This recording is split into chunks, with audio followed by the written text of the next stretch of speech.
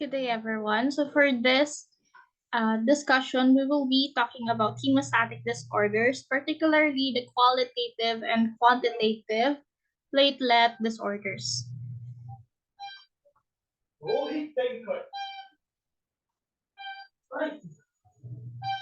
So for our learning objectives, so first we would differentiate hemostatic disorders, qualitative versus quantitative platelet disorders. Second, judge whether a hemostatic disorder falls within its respective category, and discuss the pathophysiology and mechanisms involved in the different hemostatic disorders. So to start, okay, so let's define some terminology muna. Okay, so this would be used for in our discussion. So we have first one, hemorrhage. When you say hemorrhage, we know that it is a severe form of bleeding that requires intervention. So we have different forms of hemorrhage. Pag sinabi mong localized is it is in a single location, commonly indicates injury. Okay, for example, bleeding within the cardiothoracic area. Ayan, so localized siya. When you say generalized naman, okay, so bleeding from multiple sites, spontaneous and recurring bleeds. Okay, so hindi na ma-pinpoint kung saan yung nagbi-bleed kasi different or multiple sites sabay-sabay. Okay, so that's generalized. Okay, when you say acquired, so acquired is when a patient bleeding began after infancy or associated with some disease or physical trauma. Okay, when you say congenital naman, so it is hereditary naman na. Here, this occurs during 1 per 100 people. So are unusually diagnosed in infants or young children who often have relatives with similar symptoms.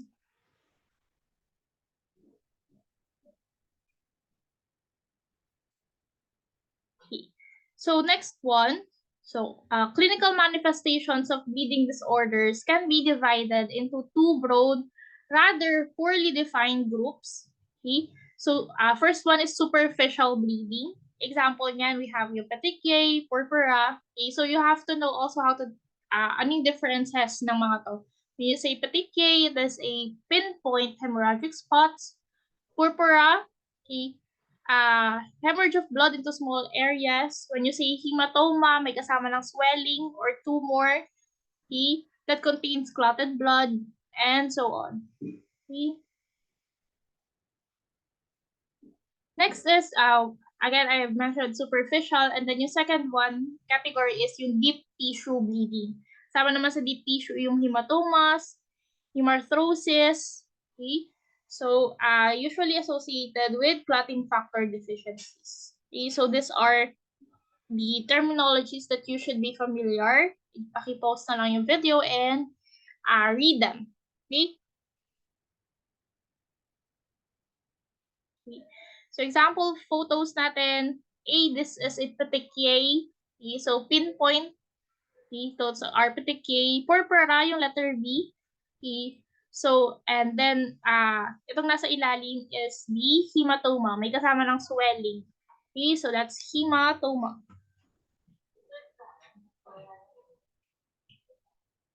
Okay. So, we have two types of disorders. We have acquired and congenital bleeding disorders. So, first, let's talk about the congenital bleeding disorders. Okay, so this is uncommon. You can see it 1 out of 100 individuals, commonly diagnosed in infancy or during the first years of life. That leads to recurrent hemorrhages. So, since this is congenital, depende sa symptoms ng symptoms. Okay? So, usually, na-diagnose agad. Okay? So, we have the most common congenital deficiencies we have are von Willebrand disease, factor 8 deficiency, factor 9 deficiency, and platelet function disorders.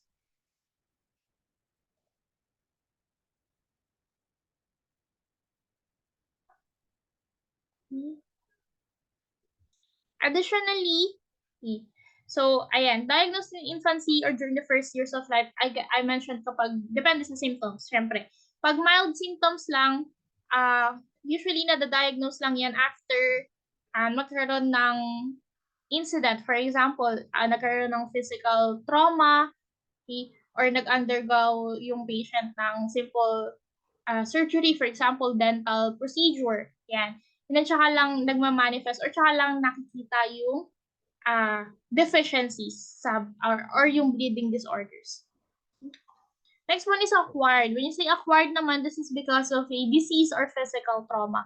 Okay, so it's not inherited. So walang mga kamag-anak na may same na situation as them. Okay, so it begins after their childhood. Okay, so how would we assess the hemostatic disorder? So these are the primary assays that we use. Okay. So this one, we use it to monitor, okay, or test, okay po, yon. Once we have already established yung history ni patient na meron siyang abnormal bleeding. Okay, so we can check on our hemoglobin, hematocrit, reticulocyte count, okay, to check for anemia. Okay, so anemia would tell you if grabe ba yung bleeding, di ba? Okay, so if grabe yung bleeding, and then also reticulocyte count could also tell you if your body responds to your anemia. Okay, kung nagre-respond ba yung bone marrow mo, okay, so tataas yung reticulocyte count and so on. Okay, you can see, you can also test for platelet count in cases ng quantitative platelet disorders. Mababa ba, mataas ba ang platelet count? Prothrombin time, as you know, and partial thromboplastin time, we have already discussed a secondary hemostasis. So we use this to figure out kung anong factor ang mayroong deficiency. We have thrombin time and fibrinogen assay. Okay. So we have two types. Okay, let's talk about first yung platelet disorder. So we have two types, quantitative and qualitative platelet disorder. Okay, so first is qualitative.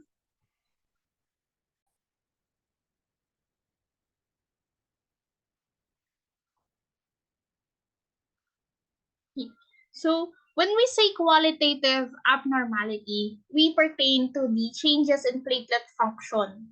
Okay? So there are enough number of platelets pero hindi siya nagpa-function as they should. Ano ba mga function ng platelet? Your platelets are involved, di ba, in aggregation, in adhesion, platelet secretion.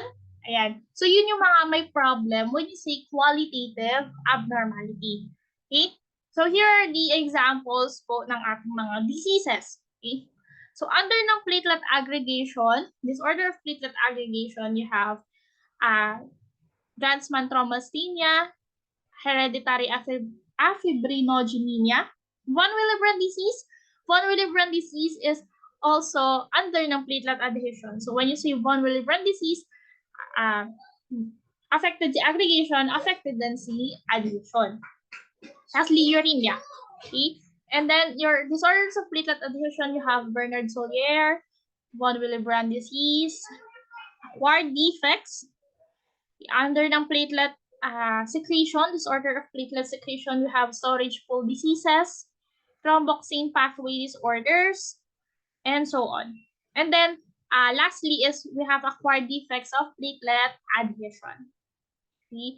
So first, let's talk about disorders of platelet aggregation. Firstly, Glanzmann thrombocythemia.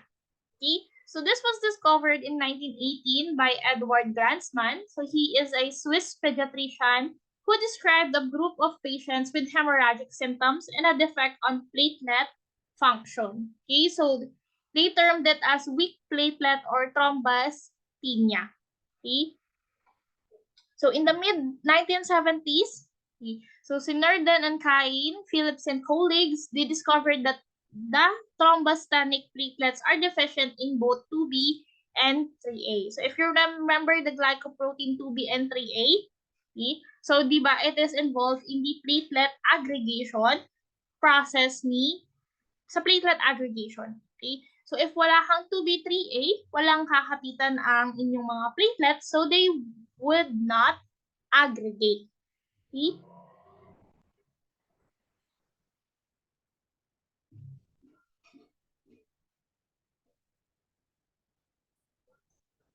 Okay. So Glanzmann thrombocythemia is an autosomal recessive disorder and is seen most frequently in populations with a high degree of consanguinity. Okay? So heterozygotes are clinically normal. Okay? So if one allele lang ang namana ng patient, so they are technically normal, but homozygotes have serious bleeding problems. So if you have two alleles of this, so serious bleeding tendencies. Okay?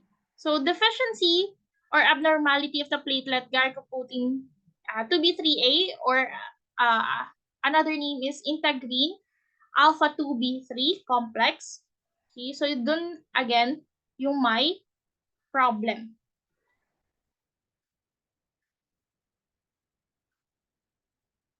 Okay.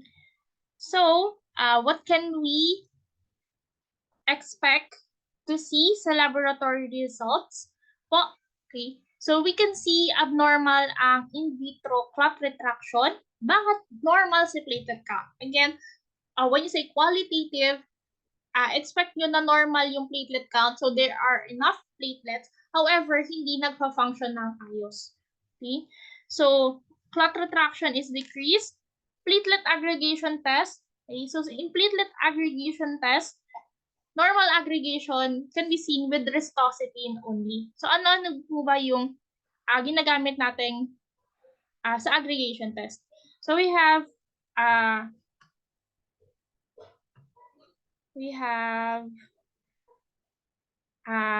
what do you call this? Mnemonic pa. Na race. Okay.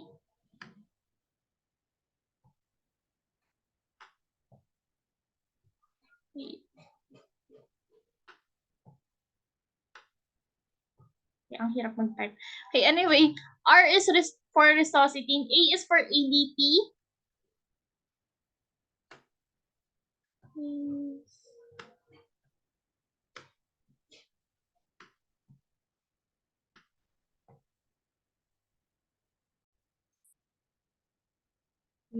So again, R is for restositine, A is for ADP, C is for collagen, and E is for epinephrine plus thrombin.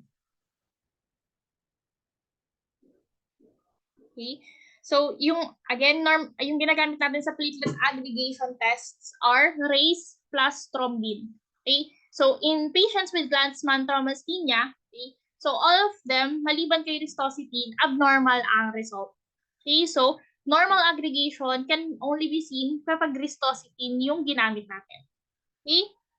So, bleeding time is prolonged. Okay, so since you have deficiency in platelet function nga, so you can expect na prolonged si bleeding time.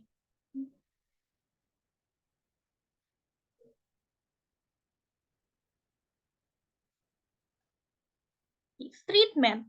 Okay, so thrombocythemia requires the transfusion of normal platelets. Okay, so since your platelets nga is not working, so kailangan nating palitan siya with normal platelets. Okay, patients with Glanzmann thrombocythemia should avoid anticoagulants and antiplatelet agents. Okay? Yeah. So, what do you call this?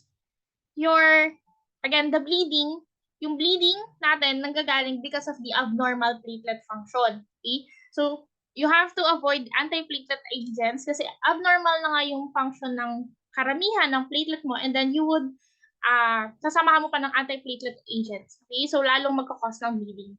Okay? So, the only treatment for this would be transfusion ng normal platelets. Ano ba yung mga example ng antiplatelet agents? Yung aspirin, tsaka mga NSAIDs. Okay? Mga anti-inflammatory drugs.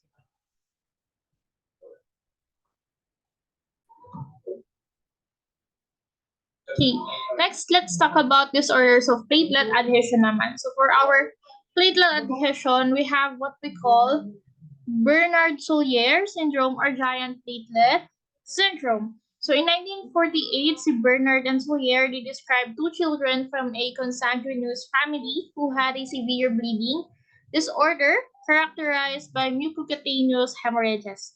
So in 1975, same persons, si Norden and Kain, they identified the specific problem. So they have identified na ang problem naman here is the GP glycoprotein 1B. Okay, so which we know is responsible for the platelet adhesion. Yeah. So Bernard Soulier is a autosomal recessive hereditary bleeding disorder. So this disorder in platelet membrane glycoprotein 1B complex 5, glycoprotein 5, and si glycoprotein 9, they are missing. Okay? Okay. So, ayun. So, it resembles also yung von Willebrand disease natin. Okay, so von Willebrand disease, kamukha niya si Bernard Soulier. Difference lang is si Bernard Soulier, it won't be corrected by transfusing normal plasma or it won't be corrected by normal plasma. Okay? Since sa normal plasma kasi, your normal plasma, it contains von Willebrand factor. Okay? So si von Willebrand disease kasi wala kang von Willebrand. Okay? So von Willebrand is responsible also, di ba, for platelet adhesion. Okay? So same with Bernard Soulier. So how would you differentiate them? Si von Willebrand disease, hindi po siya makokorek.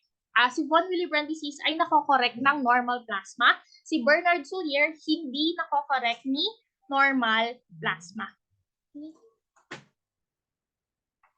What are the expected laboratory findings? Okay?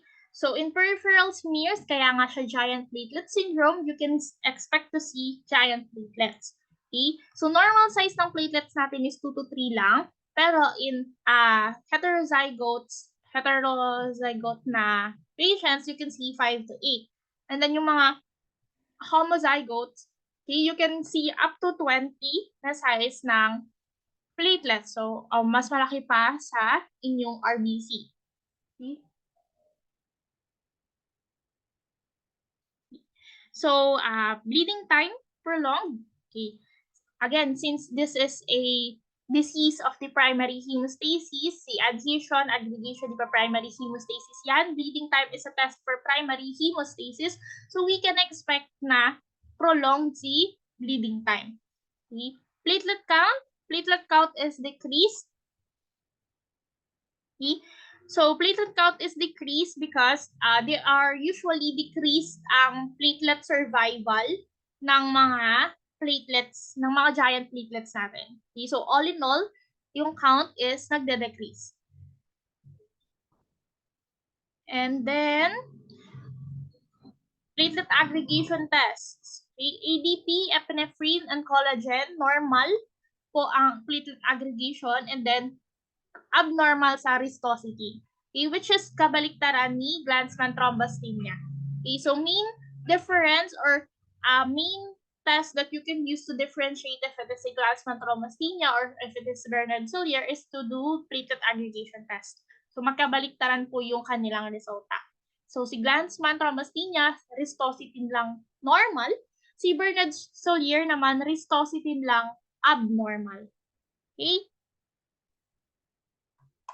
Treatment. Okay, so treatment. So, platelet transfusion, same with your Glanzmann thrombasthenia. Okay, so this is the treatment natin. So, dahil nga hindi nagpo-function ng ayos yung platelet, so we should suffice it with normal platelets.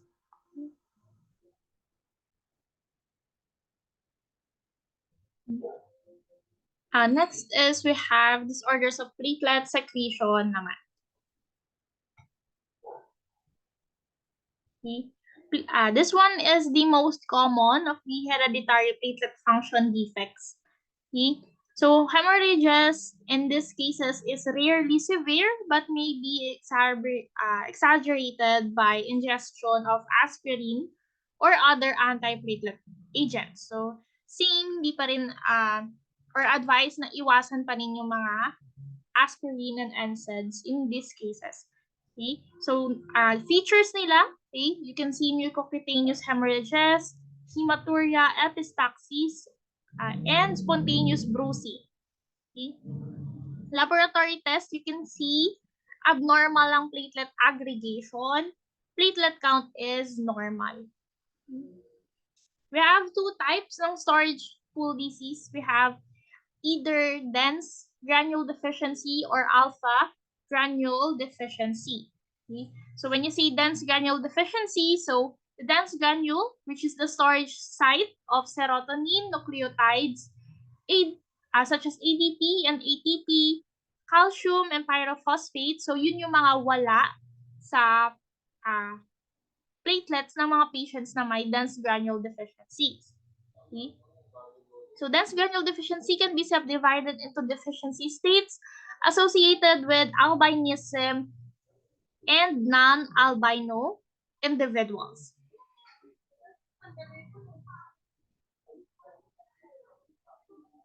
Okay? So, in these cases, mas malala po yung presentation ng diseases in patients with albinism kaysa sa mga non-albinos. So, yung mga non-albinos, in their platelets, there is evidence for the presence of dense granules, membranes, in normal to near normal numbers. Okay, so which suggests that the disorder arises from an ability to package the dense granule contents. Okay? So there's evidence po na merong dense granule membrane sa patients with non-albinos, though still in deficient amounts. Okay? Or kulang pa rin. Okay?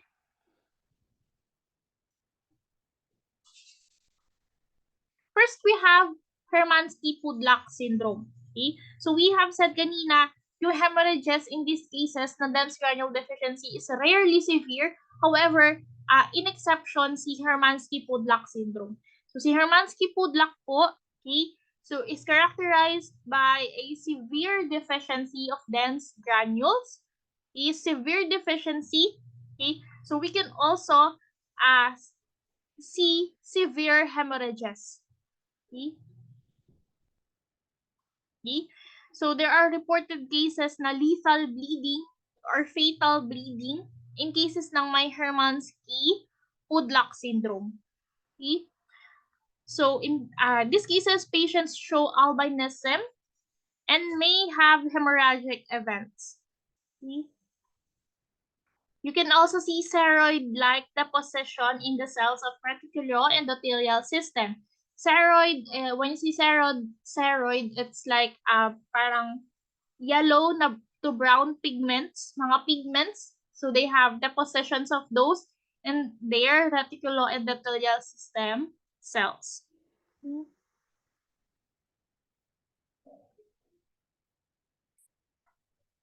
Next one, we have Shediak-Higashi syndrome. Okay, I forgot po sa Hermansky-Pudlak, so the mutation po are affected is in chromosome 19. Okay, so the problem is in the chromosome 19. Okay. So Shediak-Higashi syndrome, so this one naman problem or the mutation can be found in chromosome 1. Okay, chromosome 1. So this is an autosomal recessive disorder characterized by albinism and giant lysosomal granules in their neutrophil. Okay. Okay. We can see frequent severe infections in patients na may Shediak-Higashi syndrome. That's because of the giant lysosomal granules in your neutrophils. Okay. So bakit po ganon? So because of this feature, these patients has impaired phagocytic ability. Okay. So impaired phagocytic ability, so affected ang functioning neutrophils, which will in turn be a cause or magkakaroon ng severe infection. So hindi kayang labanan ng katawan yung mga infections because of this mutation. Patients manifest thrombocytopenia and enlarged liver, enlarged spleen, marrow and macrophages accumulate in the tissues.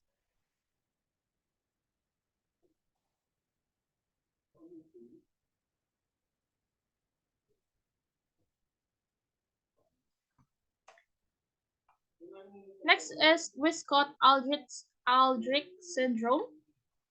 Okay. Okay. So this is an X-linked recessive disorder. Okay, so X-linked recessive disorder. Patients shows triad of severe eczema, recurrent infections, and bleeding.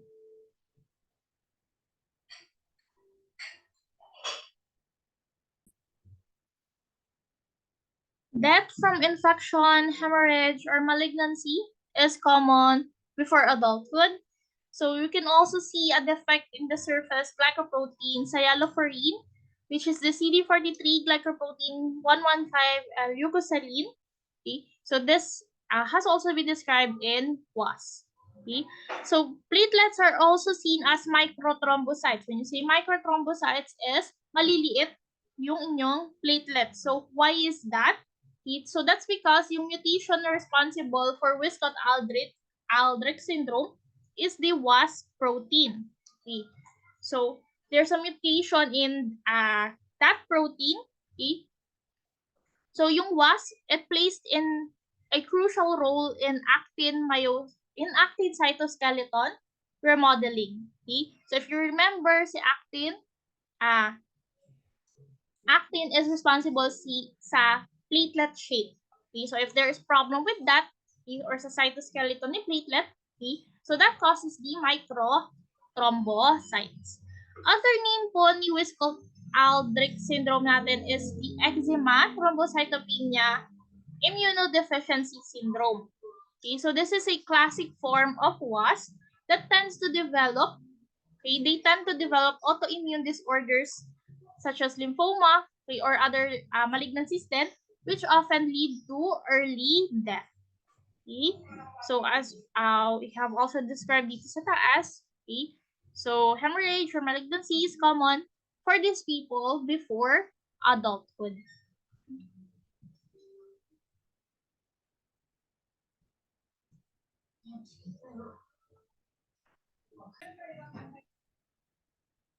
Next is thrombocytopenia absent reduce or TOR syndrome. So this is an autosomal recessive disorder okay, characterized by congenital absence of the radial bones. Okay.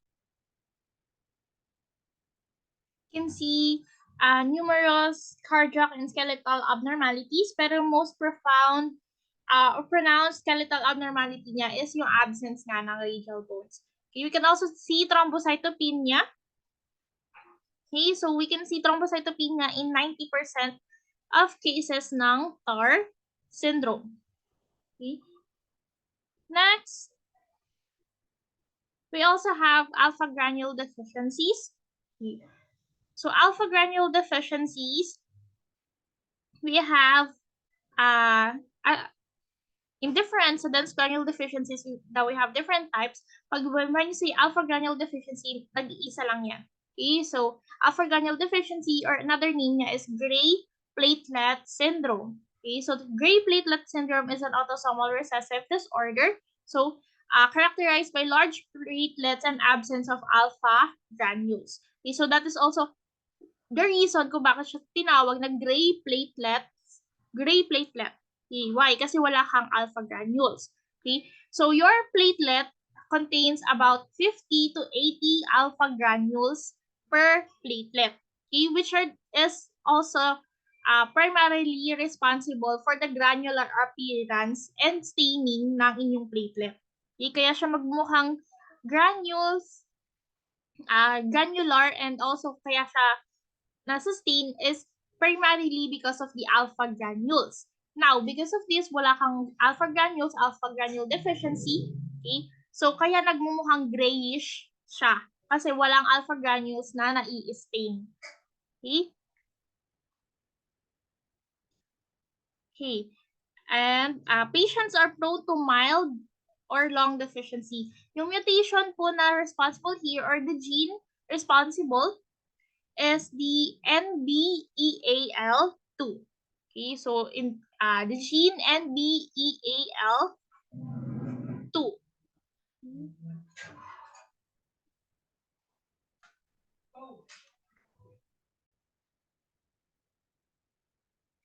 Other storage pool diseases we have first one, alpha dense storage pool deficiency, and second is Quebec platelet disorder. So both of both of them are autosomal dominant bleeding disorders.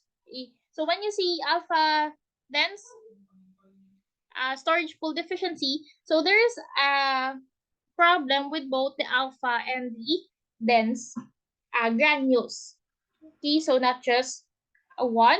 And then Quebec naman, si Quebec, Quebec platelet disorder. Okay, ang problem here is with the megakaryocytes. Okay, so in your megakaryocytes, pag nagkakaroon ng increased storage ng UPA or urokinase plasminogen activator sa alpha granules ng inyong mga platelets.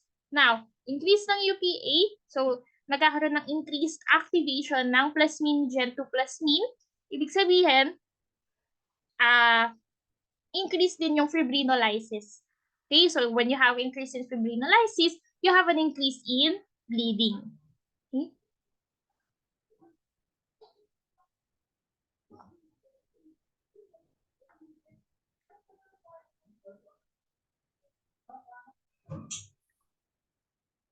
Next, we have thromboxane pathway disorders, the aspirin-like effects. Okay, so bakit siya tinawag na aspirin-like effects? Okay, so ano bang epekto ng aspirin when you intake aspirin? So aspirin po, it affects po yung conversion ng arachidonic acid to prostaglandins. So basically, ini-stop po ni aspirin yung effect ni cyclooxygenase. Okay? So, kasi arachidonic acid in the presence of cyclooxygenase will convert it into prostaglandin, prostacyclin, and then that will be further converted into thromboxane by the thromboxane synthase. Okay? So, si thromboxane A2, responsible po siya in your vasoconstriction. If you remember, sa ating discussion ng primary hemostasis, responsible siya sa vasoconstriction and also sa mobilization of ionic calcium. Okay, so basically it promotes platelet secretion, platelet aggregation. Okay, yon.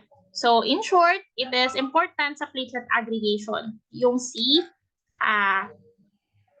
thromboxane. Now, kapag po na-inhibit si cyclooxygenase, hindi ka magkakaroon ng thromboxane, so maaapektuhan ng platelet aggregation.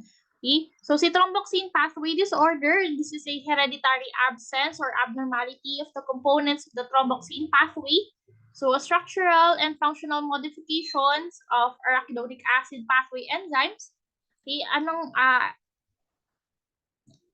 same nito effect is we have aspirin and ibuprofen. So, yun yung mga same sila ng effect. Okay? So, ultrastructure and granular contents are normal. However, you have deficiency of cyclooxygenase and thromboxane synthase. Okay? So, dysfunction could also be dysfunction or deficiency sa thromboxane receptors. Okay? Okay. So, first is the acquired defects ng platelet function. So, acquired here we have, since acquired na hindi siya namana, it could be because of the ingestion ng mga drugs. Okay, we have two types, drugs that inhibit the prostaglandin pathway. So, most notorious dyan si aspirin.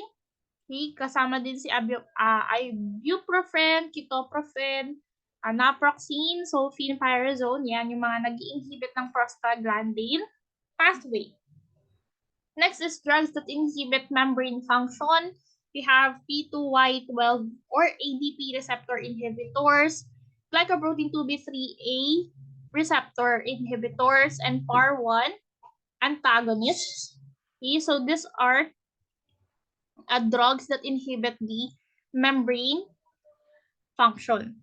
Okay, so if you remember si ADP we know is important po in platelet aggregation. Okay, so this is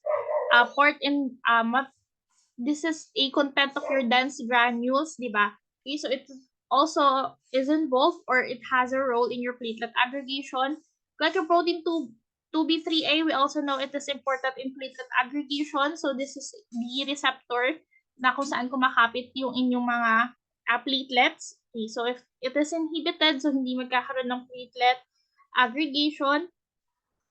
PAR1, PAR1 is the site where your thrombin, kung saan kumakapit si thrombin, okay? So which further activates your platelets. Okay, so if meron kang, also if you take PAR1 antagonist, so it also affects the thrombin receptor.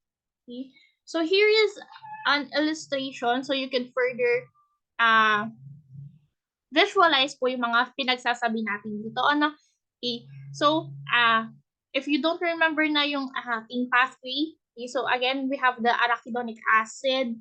In the presence of cyclooxygenase, it will be converted into prostaglandin, prostacyclin, and then in the presence of thromboxane synthase, it will be converted into thromboxane A2.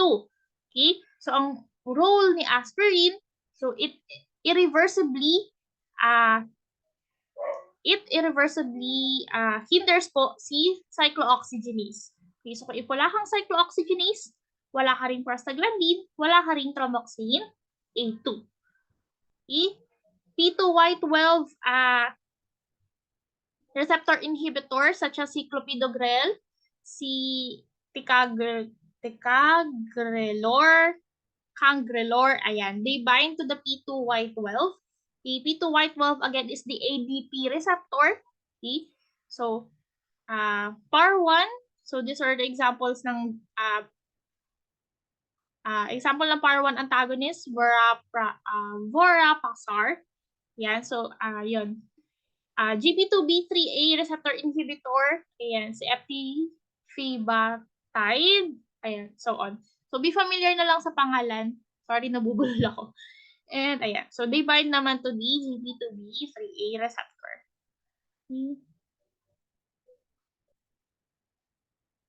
Okay.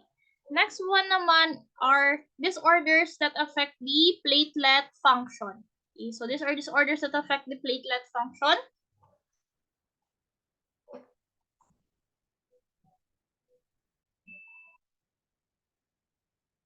So, we have different types na acquired defects of platelet adhesion.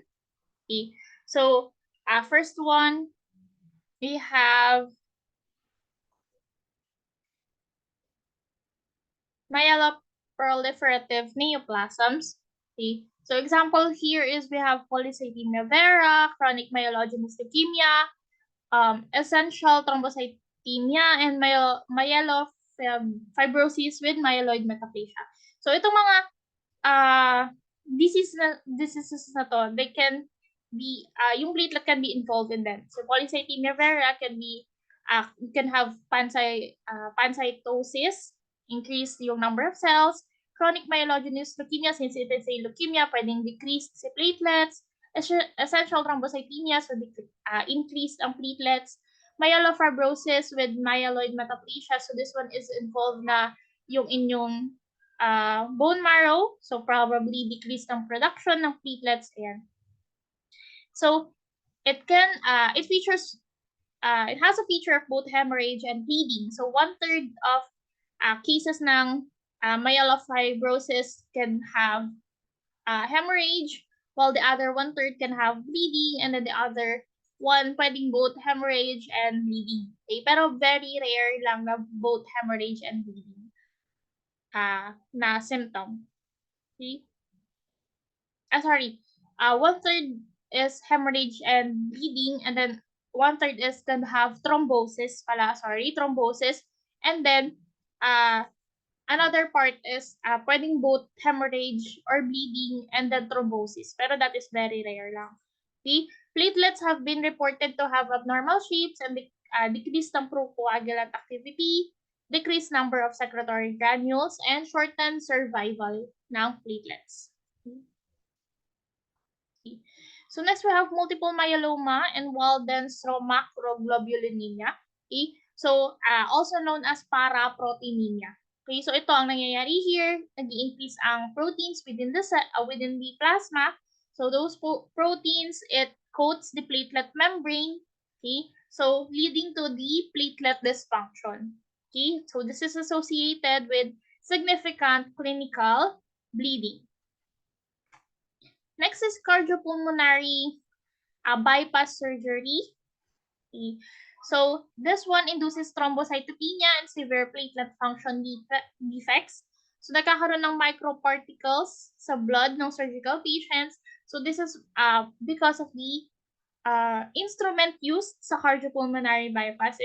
Kung nanonood kayo ng mga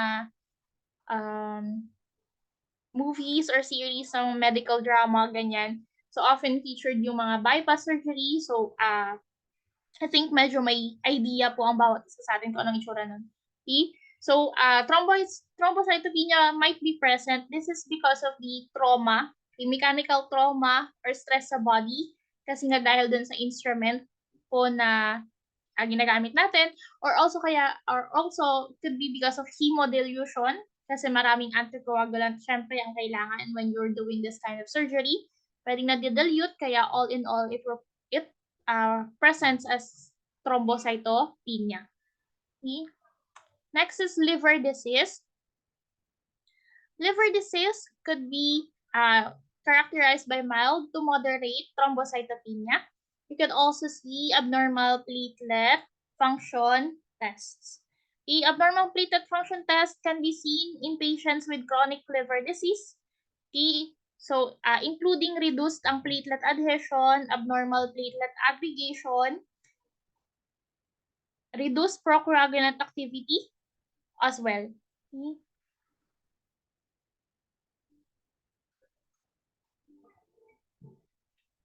So, in chronic alcoholic cirrhosis naman, so thrombocytopenia and platelet abnormalities may result from the direct toxic effects of alcohol on bone marrow megakaryocytes.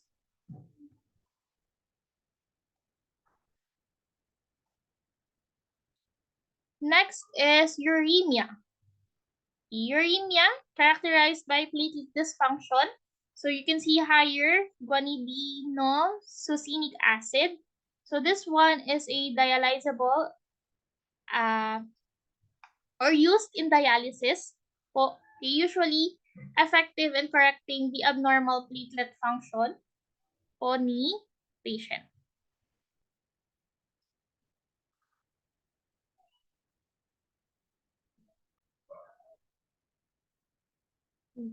So your GSA, guanidinosuccinic acid, is also known as GSA. So GSA po is a donor for nitric oxide. So we know si nitric oxide, di ba, it involves in the vasodilation of your blood vessels. So kapag vasodilated po, it is in anticoagulant property. Okay, so it causes, or in the end, it causes platelet dysfunction.